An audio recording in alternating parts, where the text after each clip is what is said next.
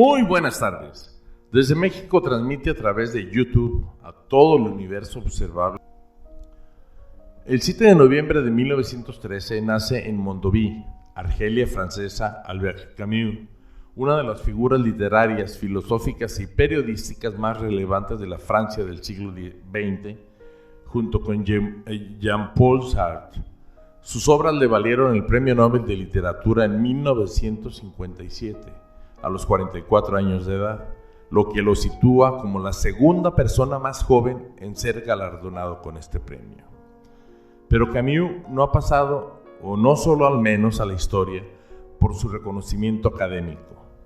El argelino creó una teoría filosófica que partía del existencialismo ateo que él definió como absurdista, que alcanzó su ópera prima con la publicación de los libros El extranjero y El hombre rebelde.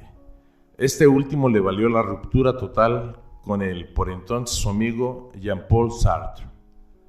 No soy existencialista, llegó a decir el filósofo, probablemente por el componente político que en ello había. A pesar de ello, es difícil no situarlo dentro de esta corriente por los referentes de los que emana su pensamiento, o sea, por el pensamiento deudor que tiene Albert Camus, sobre todo con Kierkegaard y con Nietzsche. Pero entonces, ¿qué es lo que realmente decía Albert Camus? Vamos para allá. Comienza diciéndonos: cualquiera puede experimentar el absurdo. ¿A qué se refiere Camus cuando habla del absurdo? En la filosofía occidental tiene, entre otras, una pregunta recurrente sobre el ser humano, a la que trata de dar respuesta, y esta es: ¿por qué existimos? ¿Qué sentido hay en la vida humana? Estas cuestiones pueden responderse de distinta manera, dependiendo de la corriente, pero Camus responde tajante: estas cuestiones carecen de lógica, ya que la existencia no tiene sentido para el universo. ¿Hoy ha muerto mamá? ¿O tal vez fue ayer? No lo sé. Esas son las primeras palabras que el lector se encuentra al leer el libro El extranjero, publicado en 1942. Esta sentencia sirve como un simple resumen del pensamiento camusiano.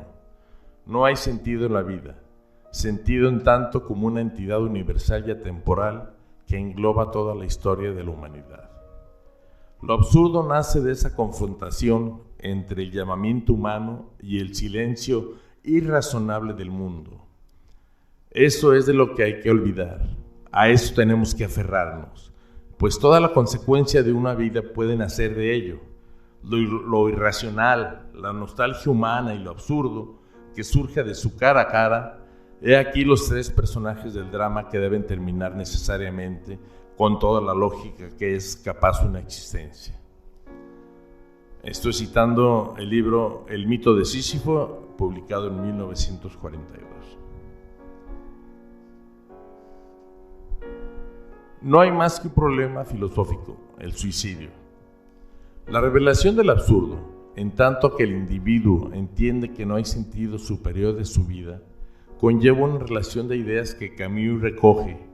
La vida no tiene sentido, y la conclusión acelerada, la vida no vale nada vivirla. Es por ello que el filósofo francés busca la respuesta a través del proceso descartiano. Matarse es, en cierto sentido, y como en el melodrama, confesar. Es confesar que la vida nos supera, o que no la entendemos. Mas no vayamos demasiado lejos en estas analogías y volvamos a las palabras corrientes. Es solamente confesar que no vale la pena vivir naturalmente. Jamás es fácil. Seguimos haciendo los gestos que la existencia pide por muchas razones, la primera de las cuales es la costumbre. Morir voluntariamente supone que hemos reconocido, aunque sea instintivamente, el carácter ridículo de esta costumbre, la ausencia de toda razón profunda para vivir, el carácter insensato de esa agitación cotidiana y la inutilidad del sufrimiento. También es un fragmento tomado del mito de Sísifo de 1942. En el apego de un hombre a su vida hay algo más fuerte que todas las miserias del mundo. El juicio del cuerpo equivale al del espíritu, y el cuerpo retrocede ante el aniquilamiento. Adquirimos la costumbre de vivir antes que la de pensar. En la carrera que nos precipita cada día un poco más hacia la muerte, el cuerpo conserva una delantera irreparable. Un fragmento también tomado del mito de Sísifo. Camus explicaba que el suicidio, lejos de ser un acto de cobardía, era el grado máximo de la desesperación lógica, pero que no repercutía en un cambio de la realidad, que se mantenía estable, por lo que establece es humano que el individuo se plantee preguntas sobre el sentido y la existencia, pero el absurdo que lleva a buscar respuestas universales puede provocar un anhelo vital. No debemos olvidar que Camus era ante todo un vitalista y condenaba el suicidio. Sin embargo, es cierto además que se situaba en defensa de la libertad. Algo tiene sentido y ese algo es el hombre. Pero Camus no emanaba un pesimismo y menos aún abogaba por adoptar una postura nihilista. El pensamiento del suicidio es un poderoso medio de consuelo. Con él se logra soportar más de una noche. Es una cita tomada del libro de Friedrich Nietzsche, publicado en 1886, Más allá del bien y del mal. El concepto de aceptación es la respuesta directa a este peso, es decir, es el individuo quien debe entender y aceptar el absurdo de la existencia y que en esencia es ella misma el sentido. Aceptar el absurdo es la respuesta vital del individuo. Entender que el sinsentido del que carecen las preguntas que se plantean no conlleva que la vida no merezca la pena. Las consecuencias de su conciencia. Del absurdo he tenido 3 consecuencias, cita Albert Camus: mi rebeldía, mi libertad y mi pasión.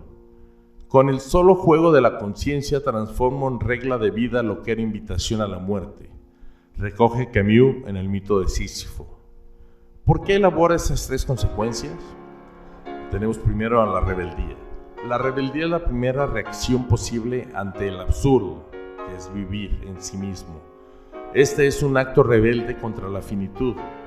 El suicidio, como antes se recoge, es la aceptación de unos límites de los que no se puede escapar, la muerte. Y la respuesta a la muerte es la vida, y por tanto la respuesta es ser rebelde. Para Camus es justo el momento en donde surge la idea de hacia el bien común. El acto rebelde básico, que es social, es el de la persona que debe oponerse a cualquier injusticia o acto contra su condición y la de los otros. La libertad.